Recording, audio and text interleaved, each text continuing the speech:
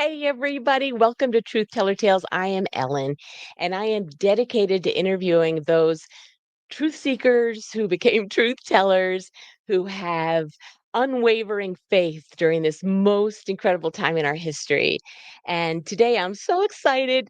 This fella, he kind of was a mind bend to me when I watched him for the first time on Rambo and Friends. And then I went and read his Substack, and he and John, his friend, who I'll also be talking to, just took things to a whole different level for me. And so I'm just really interested in hearing from Paul, aka Sapioplex, and I just will bring him on right now.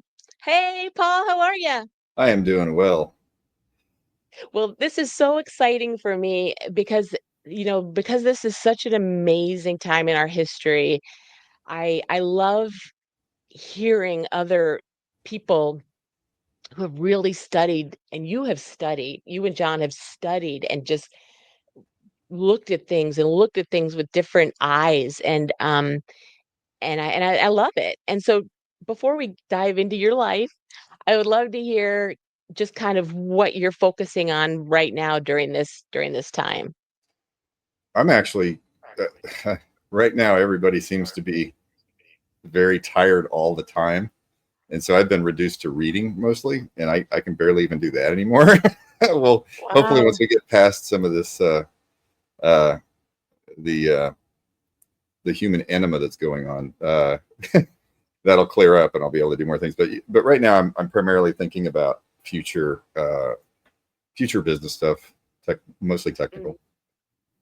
And you're and I know people will get into this more, but your website that's up there right now, there your Substacks are on there, your podcasts that you've been on are on there, but and I have to say this, I didn't tell you this before, but you're such a wonderful writer, Thanks. and your Substack to me is so detailed, and it's so impressive because you tell things, but then you also have links to things, I mean, they're Yeah. quite detailed.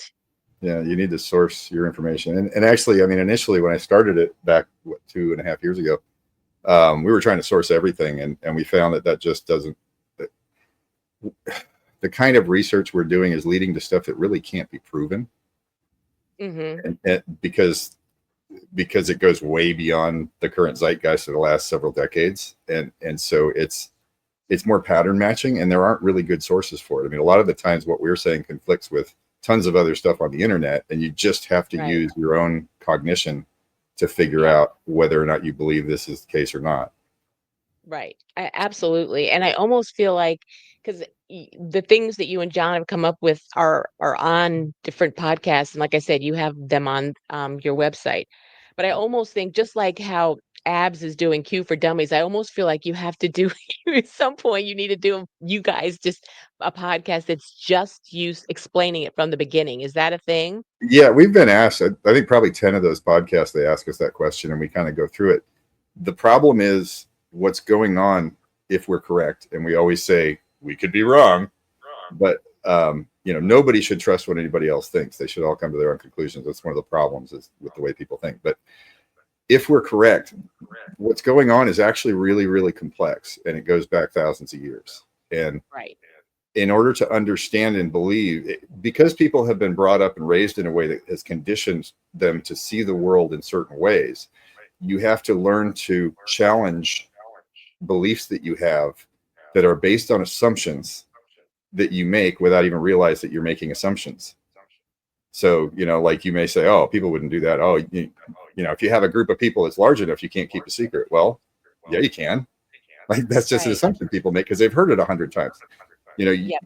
you need to learn to suspect that there's a misunderstanding in your own mind about everything you've Right. believed before, and challenge everything.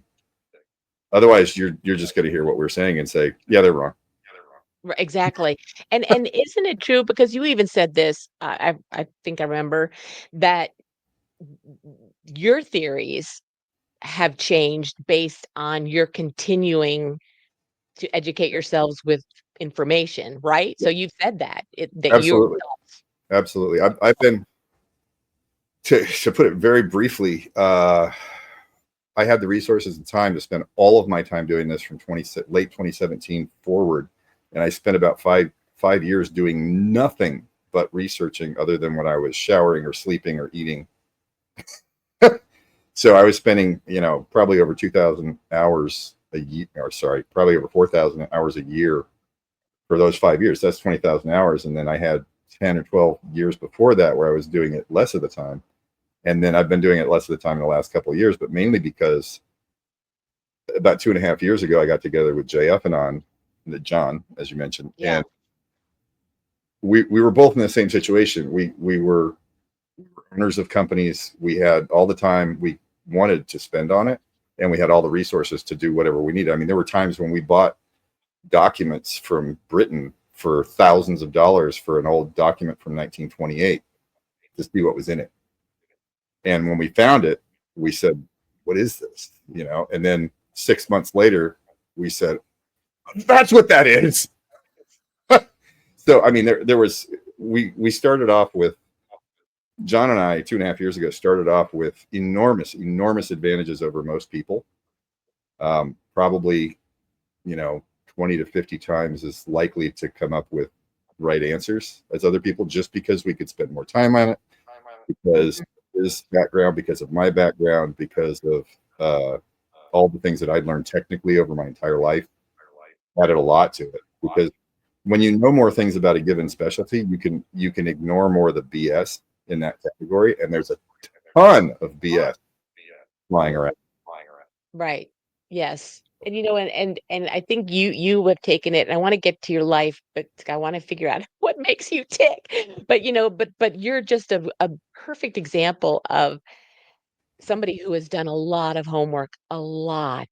All of us have done a little bit of digging here or there, and really are curious and want to solve some of these puzzles. But you've taken it to such a degree where I just hope that people just hear you, and to your point, you might not be right about everything, but you've put in a lot of time and you're such a smart guy. And that's kind of what this movement too is about, is people have put time and thought and energy and research into this, and they haven't just come up with these conclusions just out of the blue. Oh And yeah, you're a prime example of that. for me, in the last 8 years, it's over 30,000 hours. I stopped trying to estimate it when it was over 30, Yeah. because I just thought, this is dumb. I mean, you can learn a career in, say, 5 to 6,000 hours, and Yeah. be very competent at it if you're smart. Right. With this, you're doing research in all sorts of ways. I've read more books than I can remember. I mean, I go back to books now and I can't remember if I've read them. I Yeah. read every word of Mein Kampf, which is about a 950-page book, uh, just to know what was allegedly in Hitler's mind in the 20s, and also because, well, there's lots of reasons, but when you start doing that from every period of recorded history all the way back 6,000 years, and connecting dots and putting things together, and then just continually crunching on it, and actually 2.5 years ago I got together with JF. And so what happened is, every single day we would be on the phone for hours, bouncing ideas off of each other, and then thinking separately and coming back and bouncing ideas off of each other. And when you have a work group of two that are competent and real thinkers, that gets really powerful, because your rate of progress accelerates, because you keep diverging and then getting pulled back together. And Yeah. so we individually, we would have gone 1 unit of speed, but together I think we probably went 4. We Which is doubled. Yeah. Well, and that's a cool story just in itself, and I wanna get to that in a little bit, just how you 2 met and all that, but to start out with, I wanna start from the very beginning, and so start us out with where you were born and, your family life, and just kind of as a kid growing up a little bit. I was born a poor black no. I was born in California, in the Bay Area, San Francisco Bay Area, the Oh, East okay. Bay, and grew up in a middle class family that was different than most, in that my parents were entrepreneurs. They were typesetters Oh, back in the early 70s, and I was born in the late 60s. I'm 59 now. Um, I had a very good childhood. No weirdness per se. Got terrible grades because I didn't agree with what was going on in the school. Oh, Uh, that's shocking. But yeah, and I was stubborn as hell. I remember in first grade I finished my entire math book in the first 2 weeks, and they wouldn't give me the second grade math book. And from that point forward, I hated math. OMG. So that makes sense to me, just as you are now that I'm learning. So do you have any siblings? Yeah, I've got an older sister. She's 3 years older than I am. Does not think the same way I do. We don't communicate a lot. No? The real thing that really made me different than most people, probably other than just the way I think, I tend to be hyper rational about everything. Um, is when I was 8 years old, my dad took me into Berkeley, which is nearby, and we went into one of the first computer stores in the country, and I just got glued to computers. I said, "You can make a machine do what you want." And that was just the coolest idea in my head. You could keep lists of phone numbers. You could, make a grocery list. You could do this. You could that. And I'm an 8-year-old kid, and I just wanted to make a thing that kept track of phone numbers. And so, because of that, I started hanging out at the computer store whenever I could. And then a computer store opened about a mile and a half from my house. And so every single day, I was walking a mile and a half to and from the computer store to hang out. And all the guys at the computer store were saying, "Oh my God, here's this 9-year-old kid who's just like dying to learn stuff," and they thought it was amusing, and so they were teaching me things. And so, in the age before the internet, I was learning from people around me, and then there were another few. This is very near Silicon Valley, so Hmm. you had these Silicon Valley whiz kids. For example, there was Lawrence Hall of Science in the Berkeley Hills, and so we'd go there because my parents thought, "Oh, he really likes computers. We'll go to Lawrence Hall of Science." So we'd go there, and I'd meet like three kids my age that are all whiz kids because their parents brought them there. So I got to know a whole bunch of these whiz kids from Silicon Valley just because I was interested in it. I knew everyone in town. We all knew each other, and we'd all hang out at the computer stores, and we'd all, play with electronics and do all this bizarre stuff. And and that just made my schoolwork much worse. I remember in fifth grade they wouldn't let me type my homework. My parents were typesetters, and they wouldn't let me type my homework. So then I didn't want to write anything. It's like Why wouldn't they? They wanted it handwritten? they wanted it handwritten so I could practice my handwriting, which, I understand that. But the thing is, like, okay, typing is also a very valuable skill at that time. This was in the 70s. Right. And so why Yes. wouldn't you want a kid that goes right out of the gate with a skill, And Right. so I did not get along with school. They wanted Right. to put me in the mentally gifted minors program, and my mom told them to, jump off a cliff, which I'm very thankful for because all the mentally gifted minors did was make paper mache stuff and do stupid things. Um, Right. Yeah. so by the time I was in, uh, I went through ninth grade in public high school, and then my family moved, and my parents just said, "Yeah, you're not going to a public school anymore. We're going to homeschool you." And I did the last 3 years. And after a few months, I asked my mom. I said, "Is there a reason I have to do this at the same speed?" And she said, "No, you can do it as fast as you want." So I finished the last 3 years in 18 months, and I graduated when I was 16 because Wow. I didn't want to do it. It sucked. It's all homework.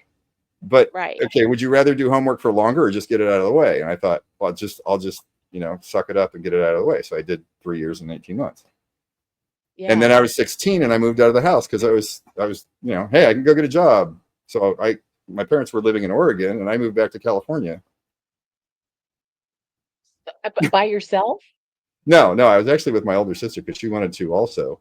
And I ended up getting a job at one of the first computer chains in the country called Infomax. And I worked in the warehouse for, I think, a year and a half, lifting heavy boxes. Uh, and then I got moved to their central warehouse where everything was dispatched out of. And then the guy who managed all the support departments for the the 7 retail stores that they had, he quit.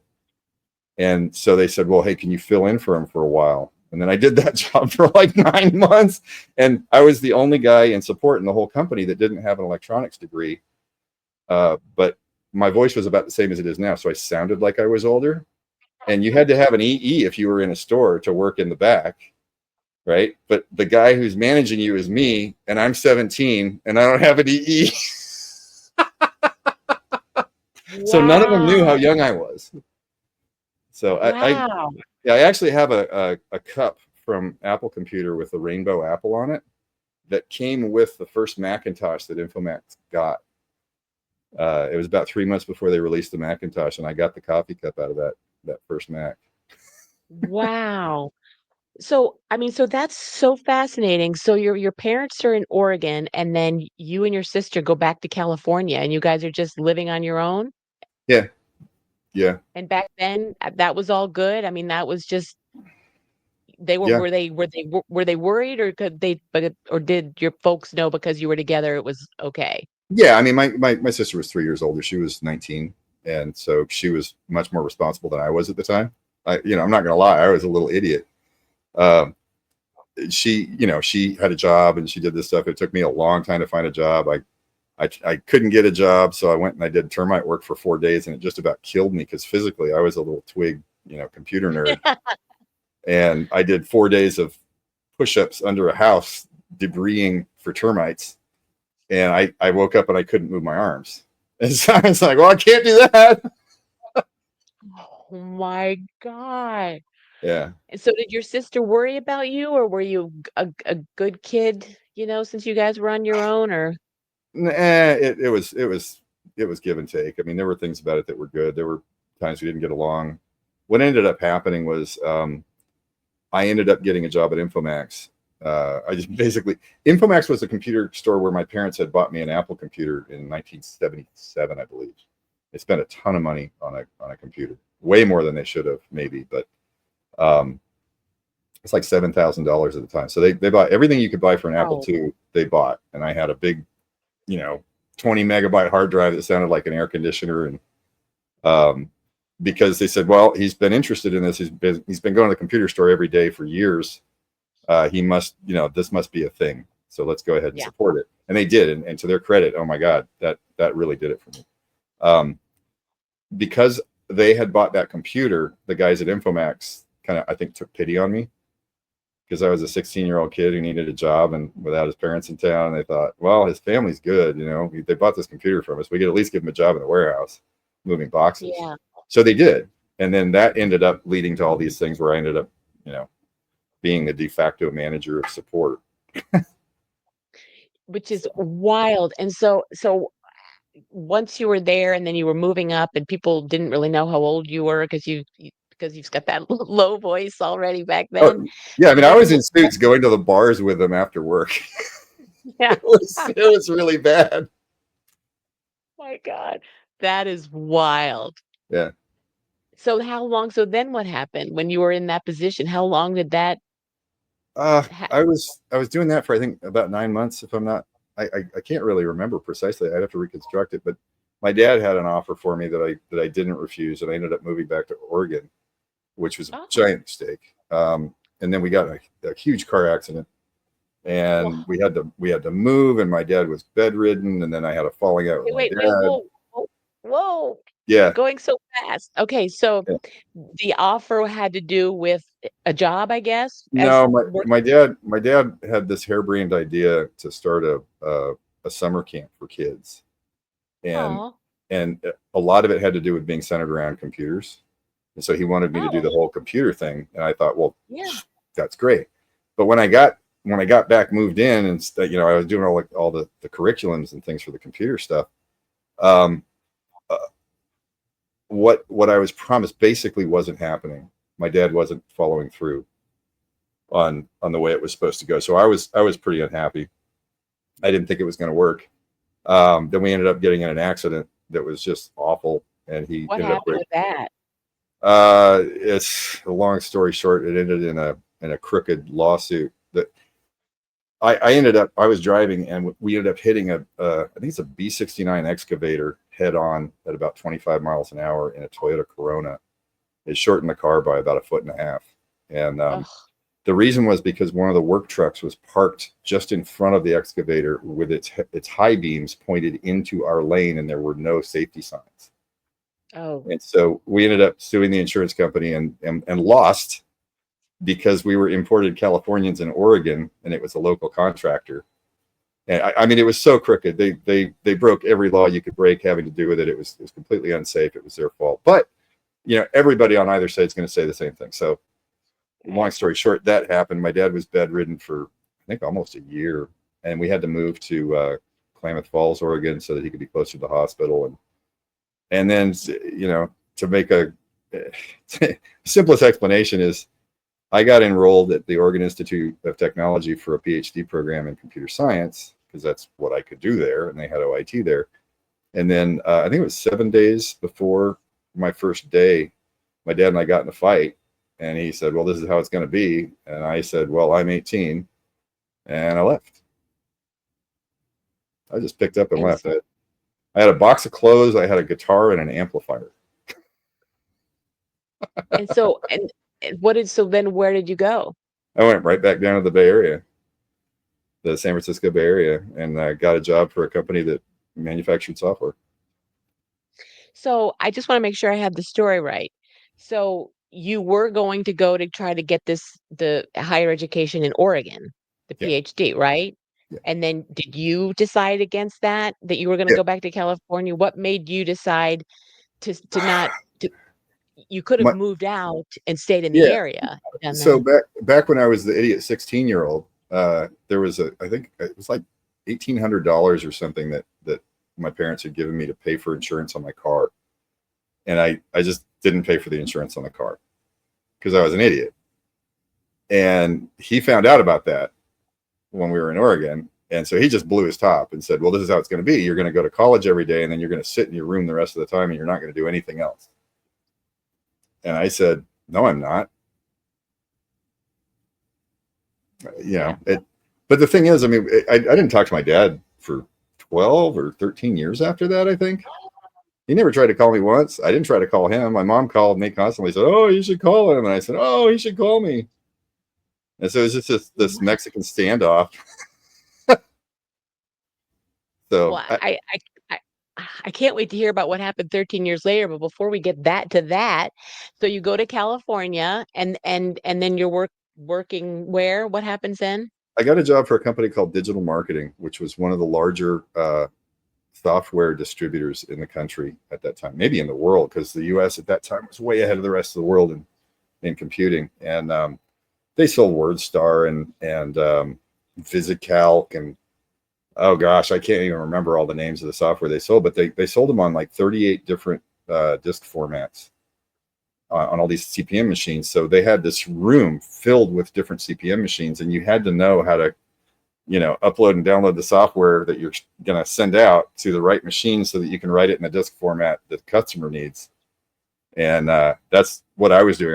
I was producing software, and then on the side, when I wasn't busy doing that, I was writing the multi-user data entry and accounting system that they ended up using.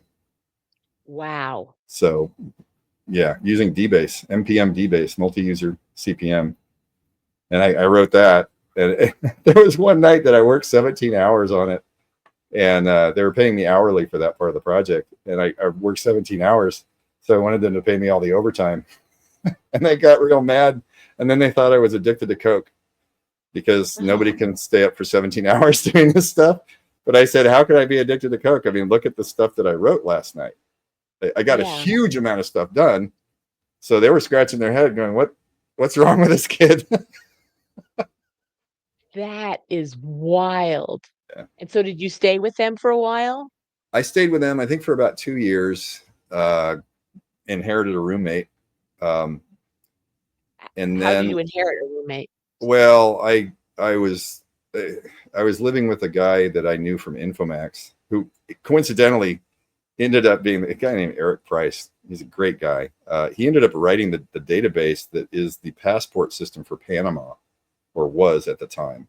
He was writing it for Wow. Infomax because the owners of Infomax, like one of them used to be the CEO of IBM in Iran. And so he had connections all over the world, and they got the contract from Panama to write their passport system. So my roommate, Eric, who was one of the whiz kids that I used to hang around with in town, they hired him to write the passport system in Panama. Yeah. Wow. Yeah. So, he was doing that. This guy, I can type really fast because I've been doing it my whole life. This guy typed with Yeah. 2 fingers and a thumb on each hand, and he could smoke me in typing. He was just crazy. So yeah, so I worked at digital marketing for a couple of years, and then I met a guy who was the son of one of the owners of a company called AgTech, Okay. AGTEK, in Livermore, California, and he said, "Hey, you're really smart with computers. You should interview with my dad."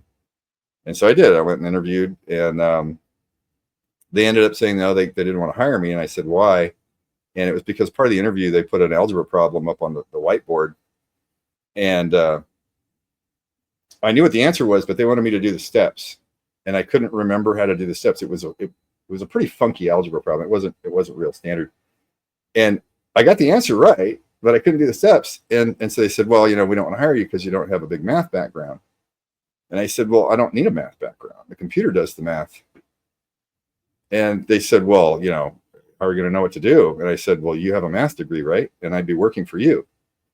And I said, I can make the computer, like if you break this down into components, it's just, addition, subtraction, multiplication, division, and then higher function calls if you're in a higher level language. And if you're not, I know how to write those functions in assembly language. So Yeah. so they ended up hiring me. And the other argument I made is, look, at the price you'd be getting me at, I'm a deal. And if it doesn't work out in 3 months, fire me. Exactly. If it works, you get a great deal. If it doesn't, get rid of me. And Right. so I ended up spending the next 2 years rewriting their entire software, their main product. And I estimated, I think in the first 2 years of that product, I made them about $15 million. Oh Yeah. my gosh. Yeah.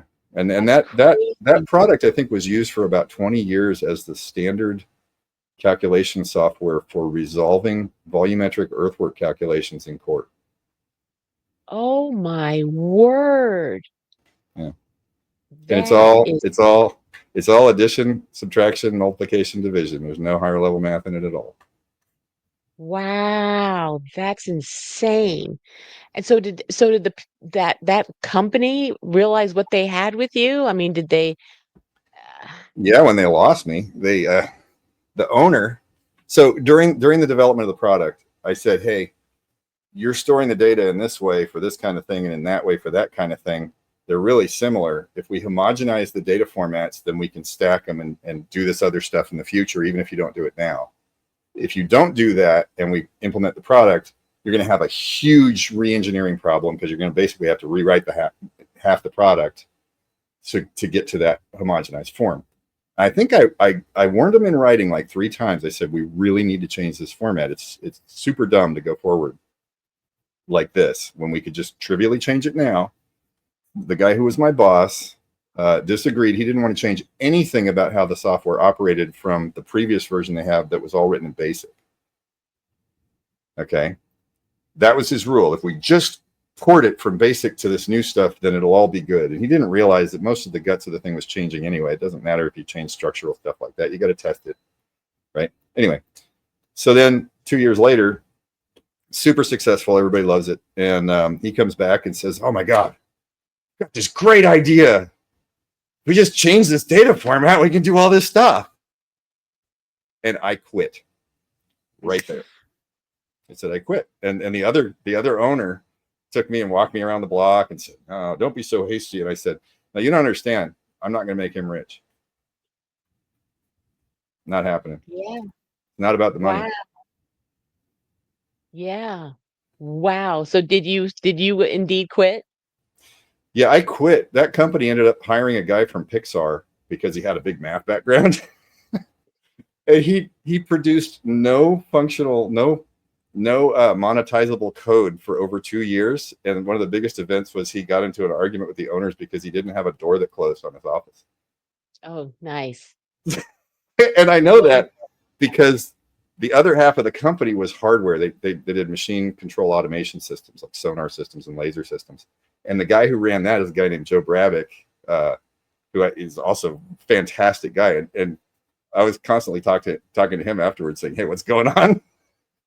so you got the scoop. Yeah, yeah. So what did you do then? Where did you go? I failed miserably after quitting for 6 or 9 months.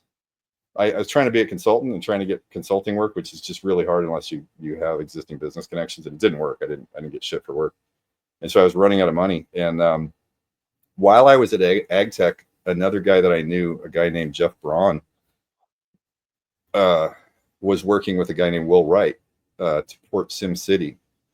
They had SimCity running on the Macintosh, and they wanted to port it to the PC, and they wanted me to do it. And I was working at Ag Tech, working on this CAD system. And I said, I'm busy. I can't go do a video game port. But a friend of mine is unemployed, and so this friend of mine, I said, here's his number. Call him. He's a decent programmer. He'll do a good job. So he did that and made $7 million. And so I said, I could have done that. Of course, at the Yeah. time, nobody knew that SimCity was going to be a hit. Nobody knew who Will Wright was. Will Wright is the guy who designed The Sims. Okay. So, and the predecessor to The Sims, other than a whole bunch of other Sim games, was SimCity. And at the time, SimCity was the most popular video game in history, or at least Wow. for a few months or whatever. But um, Right. so the guy who I had given, who I had referred for that project, whose name will remain unspecified, uh, Okay. he called me back, or he called me and said, "Hey, Will has Sim Earth now. It's the sequel to Sim City," and he said, "I can't do it. I don't. It has a very complex user interface, and I don't know enough to do it. Will you do it?" And I was out of work, so I said, "Hell yeah! How about we do it 50-50?" And so we did. We did Sim Earth 50-50, and we, there's I could go on and on war stories about it, but long story short, made a lot of money off of that. That was ongoing for years because it was royalties. And Okay. then I did a port of a Japanese game called A Train, which at the time was the #1 best-selling game in Japan. Oh, And wow. we ported this to the PC. It wasn't a #1. Well, for a month, it was the #1 bestseller in the US, but that's not real because they fiddle with sales numbers. There's I'm a thing sure. called marketing development funds that the business guys play with. So basically, Yeah. if you slide me enough money through these weird channels, then your sales are going to go like that. That's Yeah. basically what they did with it. Yeah. It was a good game though.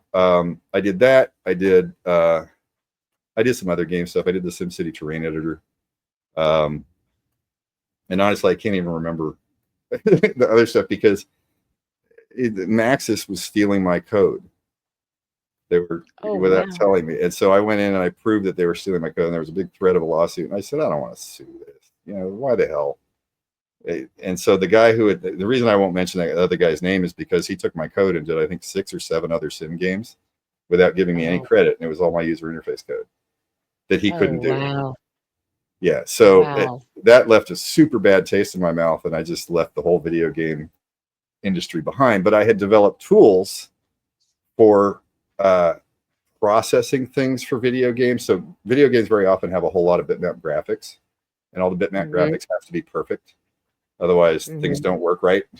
Garbage shows up on the screen instead of the right information.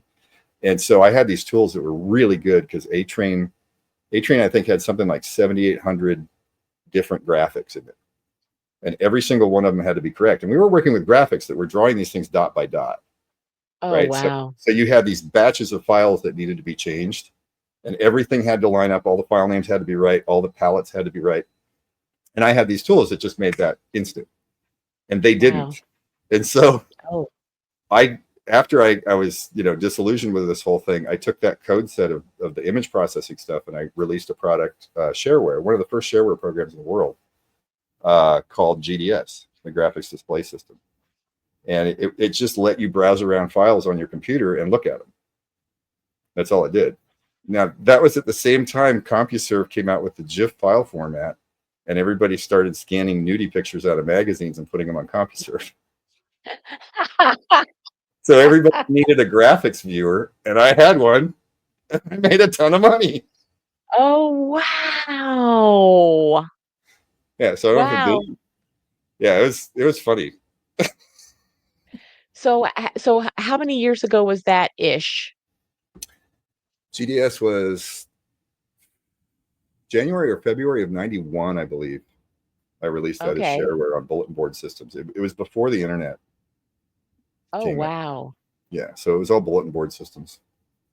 So you were able to use your knowledge and everything finally and able to make money off of that.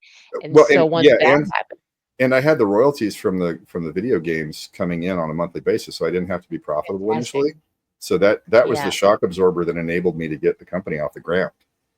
Was I had Yes. several years of revenue that was coming in that I was living off of, and so I got the viewer sales going, and then I started working on several other things. I did image databases for TIB, which was owned by Kodak. It's the largest stock photography company in the world. I did an image database for them. I did a bunch of little projects trying to make money, but not, kind of nothing worked. And then I did a product called CompuPic in 1995,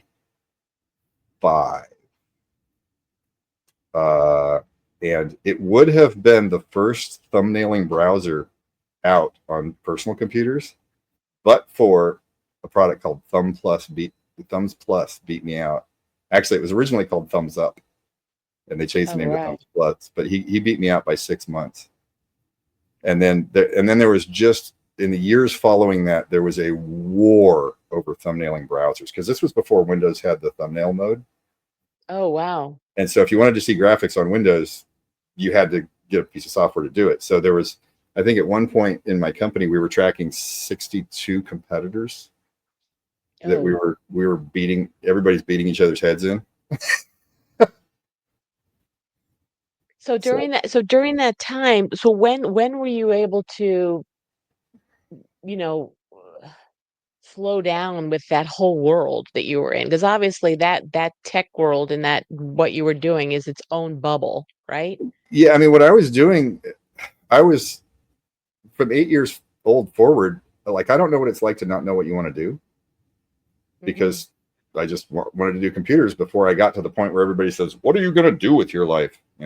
I knew what I wanted to do, and so fast forward, I've spent my entire life with the theory of I want to learn how to do more things. And in the computer industry, there's a ton of stuff in software. Yeah. I mean, there's so many tricks and so many algorithms and so many different reasons why you do certain things in certain ways, and learning how all that stuff fits together is hard.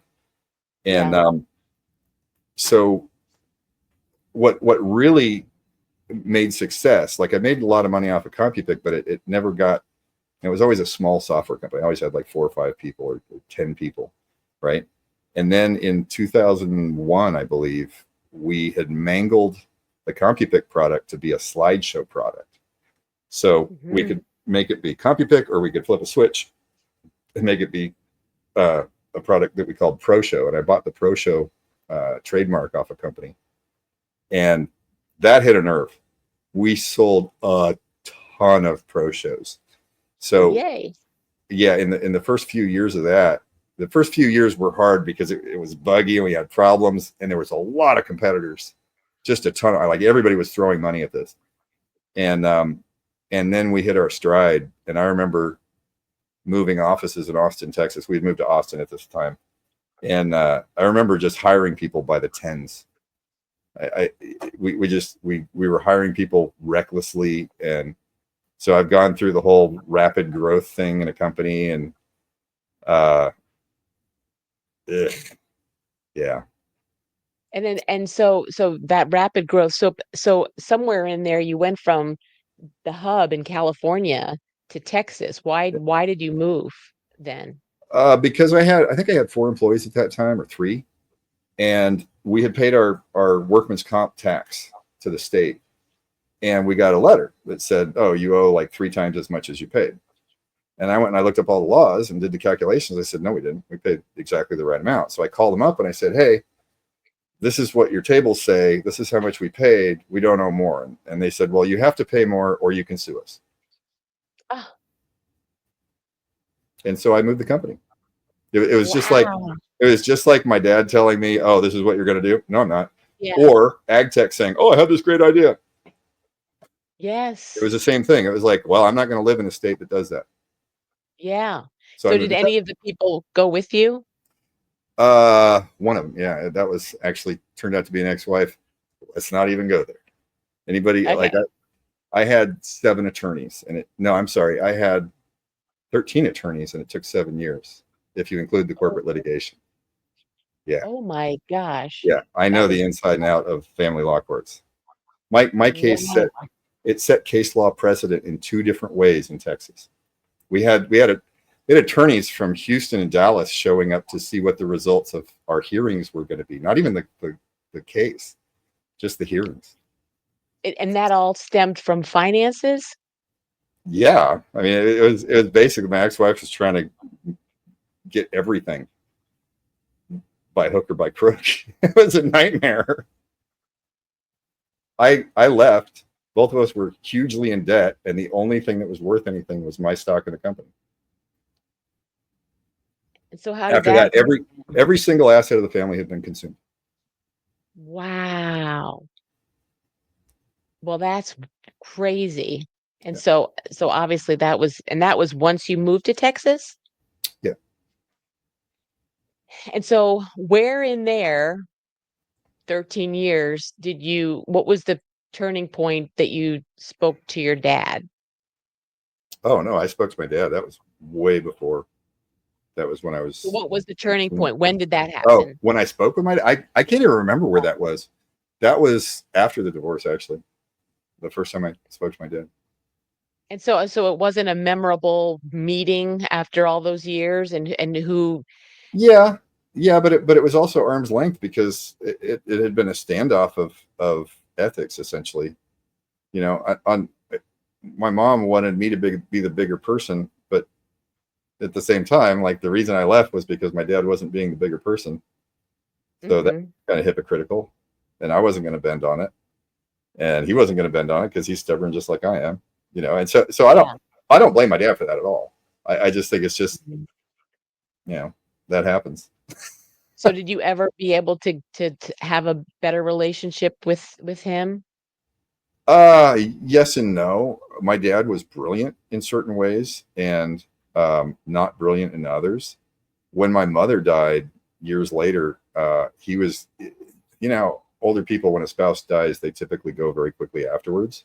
Yes. My dad was the perfect candidate for that. He was living up in Reno, Nevada at the time, and he was going to go down in 6 months and he wasn't going to be there anymore. So I actually scooped him up and brought him to Austin and put him in a house and took care of him for years. And he ended up dying, I think, 5 or 6 years after that. But Oh, yeah, so I mean, I went and did the things that a son should do, but I also was extremely busy at the time. I was running a company, a successful software company. I was also traveling back and forth to Europe like once a month. So because I had my company was a multinational, it had a subsidiary in Holland because I had oh my developers. goodness. Yeah. So when I mean that's such a wonderful thing though. You ultimately ended up being the bigger person, Mhm. right? With your dad, Yeah, I mean, and I never mean anybody any malice, but when somebody craps yeah. in my face, Yes. I take offense to it. Yeah. So And that was the right thing to do. Good for you, Paul. yeah, And and were you able to, even though you were that was busy, busy, busy time for you, traveling around, other parts of the world and things like that, were you ever able to have a quiet conversation with him about, since he was a brilliant guy too, about things you were doing and just to be able to have, quiet conversations with him at all? a little bit, but I kind of have to explain very briefly how my dad's brilliant.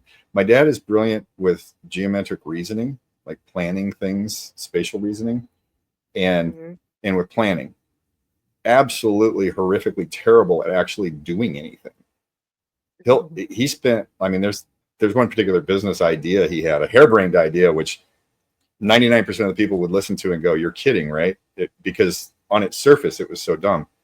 He spent 5 years and a whole bunch of money planning it. And I the first time he told me the idea early on, I said, "Have you talked to the local officials about whether or not," because it involved vehicles that were really dangerous. I said, "Have you talked to the licensing about what's necessary to license these? Will they even let you drive these things?" he said, "Oh, they will. That won't be a problem." I can tell you, in one day, he could have killed the whole idea if he'd gone and talked to him. And that's how he wasn't brilliant. He Mhm. had, I think, an emotional attachment to the planning process, and he would Mhm. actually kind of unconsciously shy away from things that he thought could kill the idea because he liked planning them. And so, really, what he Interesting. was doing is planning something. But the problem with that is it's useless. If you don't do it, it's useless. Anything you spend time planning that you don't get anything out Right. of or nothing happens, it's just useless. Right. Now, you can Yeah. make an argument that planning theoretical things is useful from the standpoint of learning, and that's Right. fine.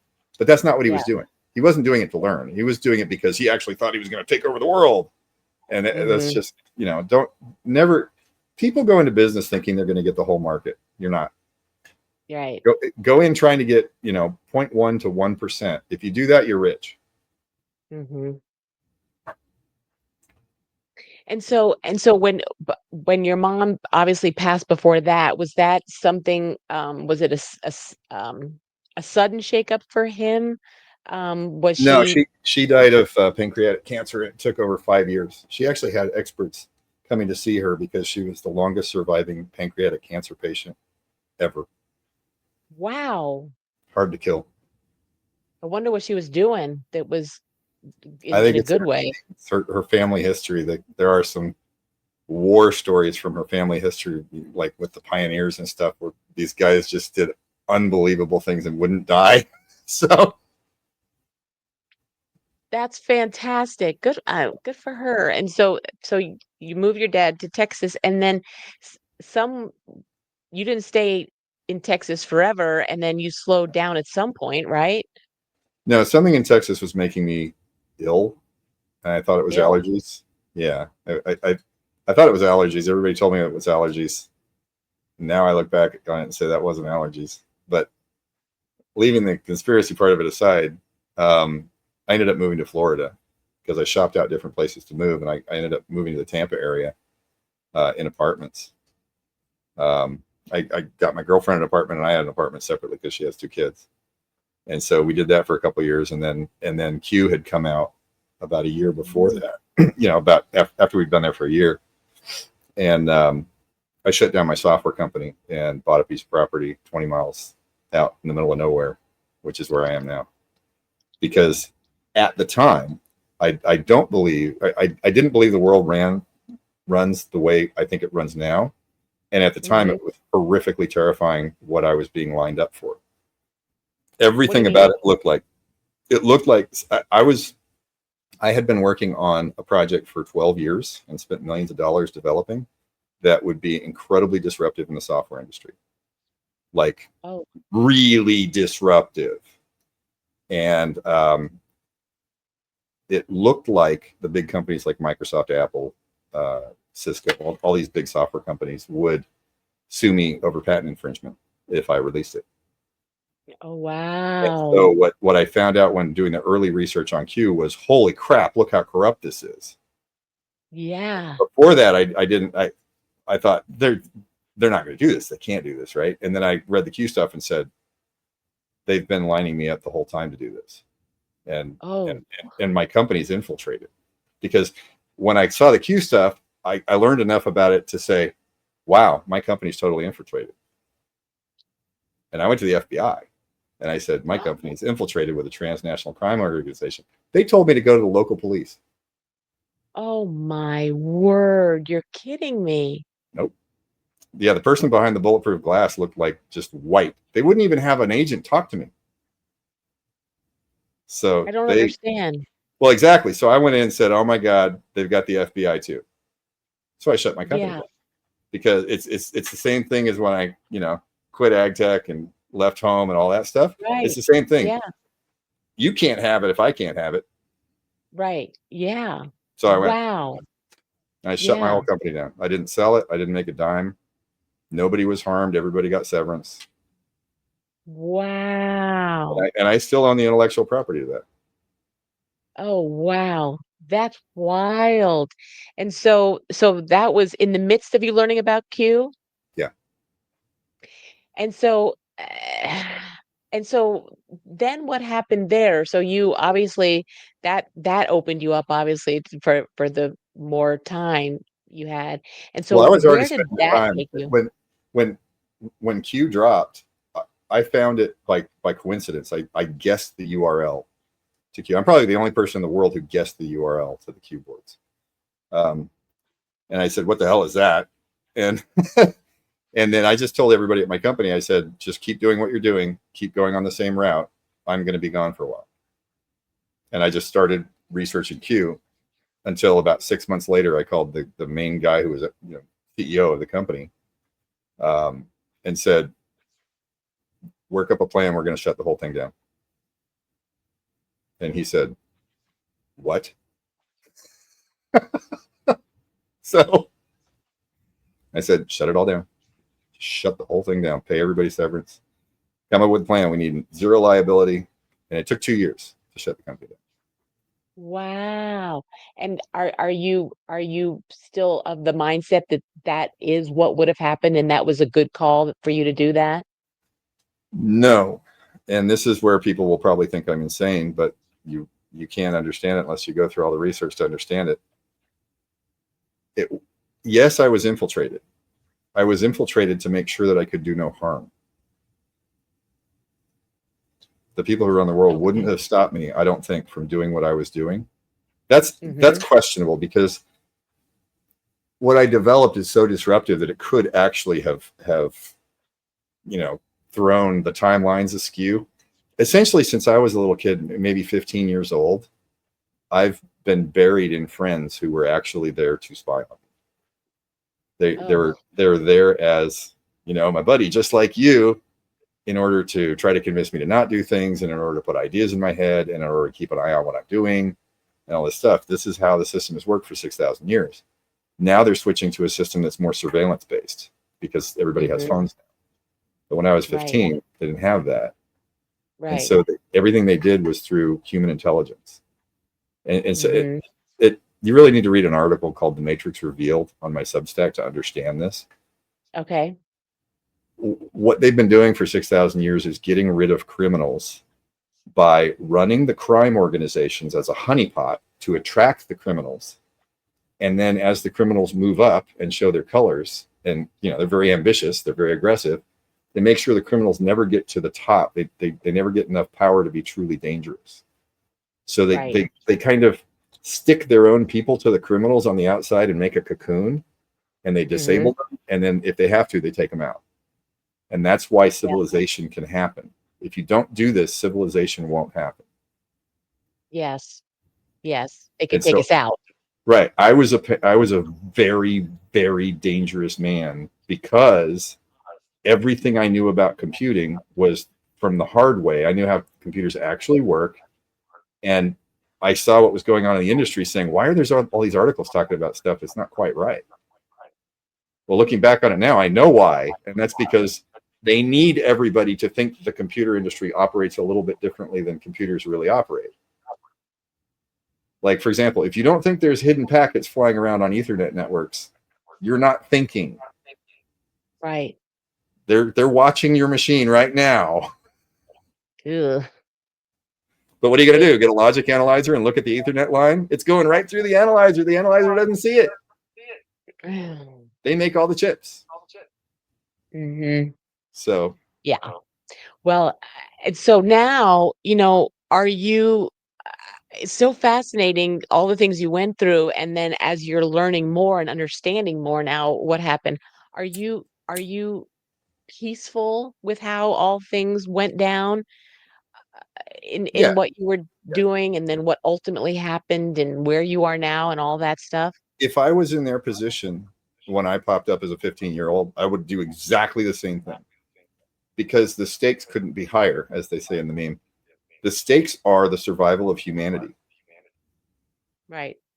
Kids hate it when their parents won't let them do things like, "You won't let me play with a hand grenade." And the parents say, "You'll thank me for this later," right? Well, later never comes in the grand scheme of things because most people never wake up and understand this because they're not supposed to. It's hidden, right? Right. But essentially, it's like parents of humanity. They're making sure humanity doesn't extinct itself. Mm-hmm. That's a hard thing to do, right? Yes. And you might have to deceive. humanity in order to do it. Right. But if that works, like, put yourself in the position, you know how to make sure that humanity doesn't extinct itself. Okay. But Right. in order to do that, you have to lie to everyone. Do you do it? Right. The only Yes. ethical answer is yes. Right. And but here's what's fascinating to me about timing, because I do think that there's this divine timing. Don't you think that when you were introduced to what was happening with um Q and all that, and it was timing with your company, don't you think that was pretty wild timing that you were really figuring out the layers of what was actually happening at the same time you had that company and you were able to shut things down before it went to the next level that you were thinking it could go to? No, I I mean, think I think I was just one factor in the whole. I mean, this thing's enormous. There's yeah, probably thousands of guys like me around the world that they yeah, have their operatives stuck to. And now it's a very, very right, small percentage of the population. Most people aren't as outside of the box as I was for my whole life. Most people go get yeah, a degree in computer science if they want to work on computers. Most people do what they're told. right, I didn't do it. I was told because I grew up wanting to be a video game programmer. And with video games, the way you get successful is you do things that nobody tells you how to do. You make the hardware do stuff that it's not supposed to do, yeah, right? So you have to get used to abusing the environment you're in. Okay, well, right, when you're steering a ship and you have passengers that are trying to tip the boat over without realizing it, you yeah, got to do something about that. yeah. But clearly you've thought outside of the box your whole life. I mean, that's obviously by just hearing your story, you have. Which is fascinating too in the analytical world that you were in. So moving forward, then you were interested in Q and what was happening there and what all that, and then as you were analyzing things and studying things, when did you then become friends with um, John? Would you say? Uh, so that was about 2.5 years ago. So I'd been looking at Q for 5 years or so, 5.5 years. And I had a conversation with a very prominent, a text conversation with a very prominent um, pundit, and somebody who, to the average person, looks like they really know what they're doing and they're highly placed. I won't say who it is, but I had a conversation and said, "Look, I've got this thing in the computer industry that the world really needs. Like, from a patriotic standpoint, this will help the world and it will help the United States. And I need to find other people who will back it." And then suddenly, about 2 weeks later, I got invited onto this Zoom call. And I don't know if these two events are related, but I'm throwing it out there because, given the rest of my history, probably related. But I got invited to a Zoom call that was run by a guy with a handle beer at the parade, a guy named Scott Zimmerman. And he Hmm. had started a Zoom call with another guy in Australia, I think 5 years earlier or something. And they were having every Friday night, they'd do a Zoom call with like 30 people on it. And you'd all hang around and try to figure out what was going on. And so I thought, well, I'm trying to figure out what's going on. I'll go talk to them. And I did. And that became a thing. And very quickly, within the first 4 or 8 weeks, one of the people that was on that Zoom call was Jay Effinon. Hmm. And I was looking at all the different personalities of the people when they talked. And I reached out to a few of them and talked to them. And I reached out to John. I said, you look like a really straightforward guy. And I just wanted to reach out and make contact with you and see where that goes. And if it doesn't go anywhere, that's fine. And whatever. And we just hit it off immediately. There was chemistry in the way we talked about it. We had similar views. He's run his own company for decades, and I had run a Hmm. software company for 35 years. And so we had that in common. And we both had kind of a no nonsense, I don't care what the truth is, I want to know it, regardless of how brutal it is. Hmm. And so he was very interested in what I was doing. At the time, I was trying to decode a video called "I Pet Goat," because I don't know if you've seen it, but it's like a 6-minute video that has just tons and tons and tons of symbolism in it. Yes, I have through watching you guys. Yes. Yeah, so I realized that all that symbolism was probably deliberate. there's no way a one-off studio was going to produce that thing without some deeper meaning behind it. Somebody was trying to say something with it. And so I was trying to decode the whole thing, and he jumped in and started helping me do it. And that's when we really accelerated in our speed. And then we very quick, by the time we finished that, I had found that all your base or belong to us, which was the first official internet meme, that was full of symbolism. And he actually figured out how to decode it. I hadn't figured out how to decode it yet. And he figured out the most commonly used trick in that to decode it. And it was brilliant. And so then we went through and decoded that, wrote an article. Or, I don't even think we wrote an article on that one. I think we just did a podcast with Defender of the Republic. And then we found Yellow Submarine, because I noticed that Yellow Submarine was also weird in its structure.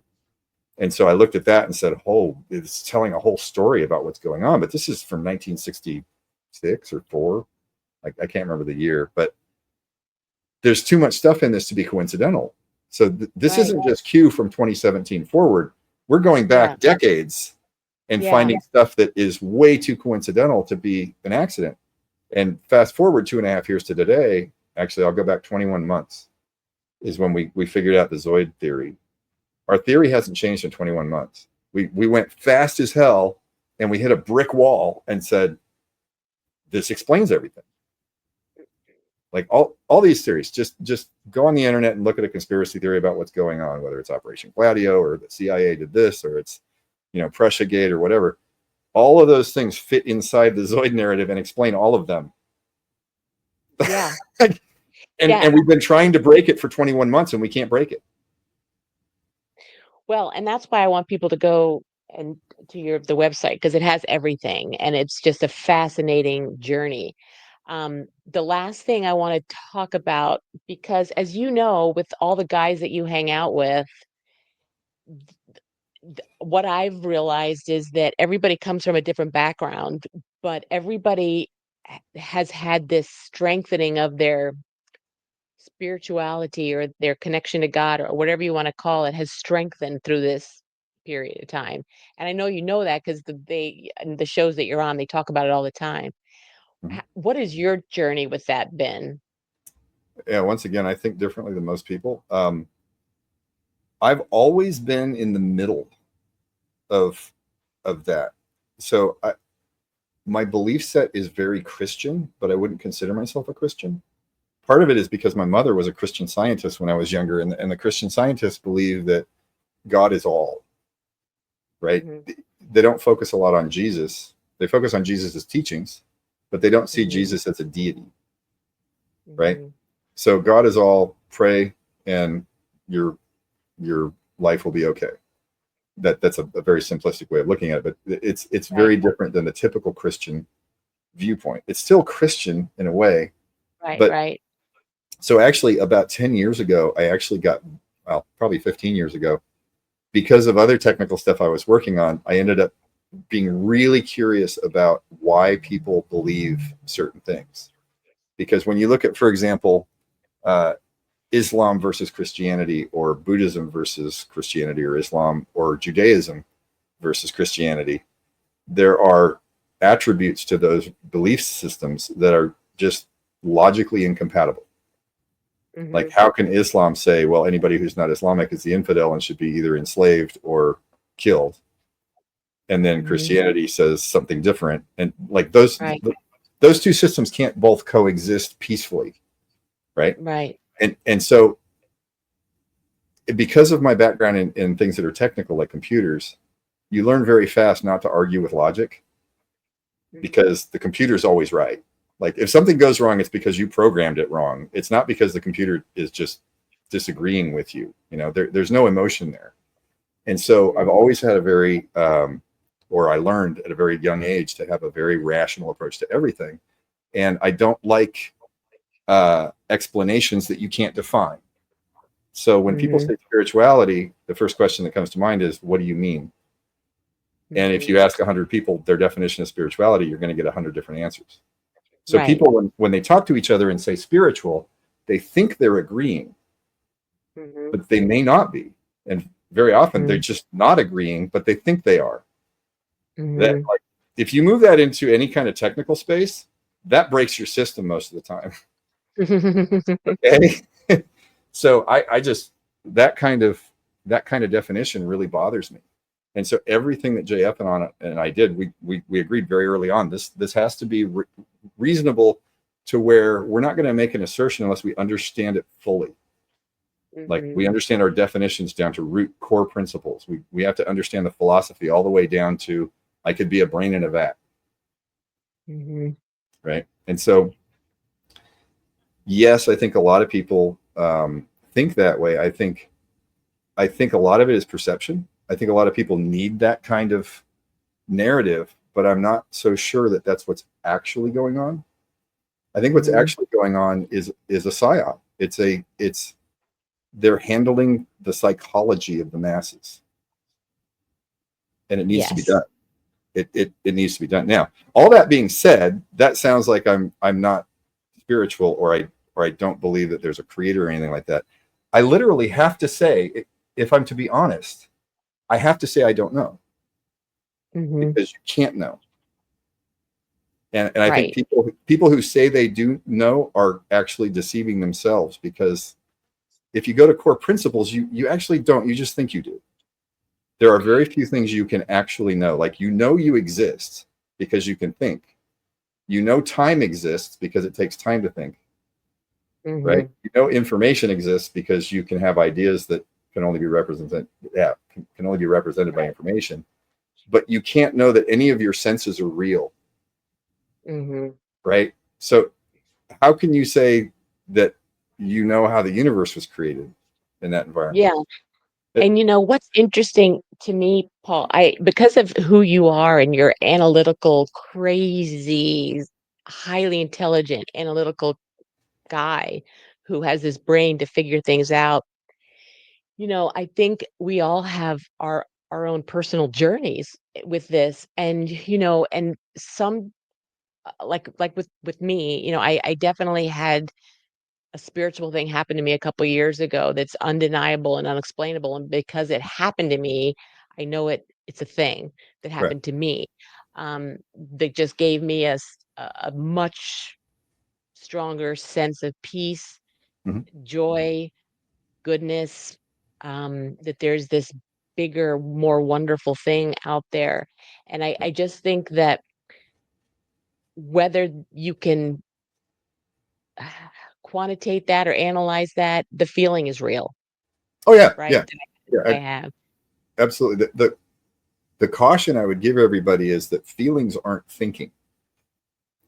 Reason is Right. reason. Logic is logic, and that's why you have a prefrontal cortex. That's where all your reasoning Right. happens. All the Yes. lizard stuff that the animals have, that's Yeah. feeling. But a lot of those animals don't know why they're doing what they're doing. They Yes. Because they're Well, not reasoning it through. Squirrels just want to collect nuts, and that helps them yes. survive. Yeah. But they don't think, I'm going to get up and I'm going to harvest 15% more nuts today. They don't do that. They Right. just go find nuts because they have an urge to find nuts. Um, And but what's so funny, and I can't wait. I think you'll have a great conversation with some of the fellas that you talk to too about this. But it seems like and 8 Track talked about this when you kind of then just kind of relent to this bigger goodness mhm. that is out there, things do start to happen. And here, and I had no idea I was going to be doing this truth teller tales. I really didn't. That was Yeah. just something that came really strongly to me. And then things really started happening quickly. Mhm. And so I feel that there's such a greater good happening in so many things. And I know I'm feeling it, but I also believe it because I can also analytically watch some of the guys that you're on their shows and they analytically can put it on pen and paper and show these things that are happening too. So it's just can go hand in hand. And it's just I just feel so grateful the time with which we're living because because everybody has comes from a different place, and that's why I wanted to do this. And your background is just it makes sense to me who you are and why you think the way you do now and and come up with the most incredible theories that aren't just out of your ass, should I say, but Yeah. they with a great year, your whole life you've been doing this and you've studied this for so long. Mhm. And it's just remarkable. And the fact that the timing of this, I think, is divine too, because of what we're going through, of everything that you've learned. So I just appreciate you so much. I really do. And I can't wait to talk to John this week too, because I really just appreciate you and I know that the other folks whose shows you're on also really appreciate your take on things, because it comes with a lot of work and study and thought, and it's very well much appreciated, for Thank sure. And I'm just one lady, here in Virginia that watches and really appreciates it. So I just want to say thank you. And I really want people just to, you know, dive into your stuff and just take a look at it, because it's just wonderfully fascinating and appreciated. That's all I can say. Yeah. So, By the way, just a thought on the spirituality and Christ. If you really research Christ, and I'm not even talking about just the Bible, but if you go into scriptures from like the Dead Sea Scrolls, the Gospel of Thomas, and you look at the history, even going way back to the Book of Enoch and the Epic of Atrahasis and things like that, um, the message of Christ is philosophically unbeatable. I mean, it is, even if you don't believe in a deity, mhm. it's, you still have to admit that that is like the best roadmap possible. Mhm. And so when I said I sit in the middle, I really do. I don't know if there's a deity that created the universe or not. I'm not going Mhm. to say there isn't one. I'm not going to say there is, Right. because I don't Right. know. Literally, it would be dishonest for me. But I do try to live by the same teachings. And Yes. so the second thing I wanted to point out was, regardless of your belief in a deity or the creation of the universe, or which religion you're belonging to, I know some Muslims that are great people.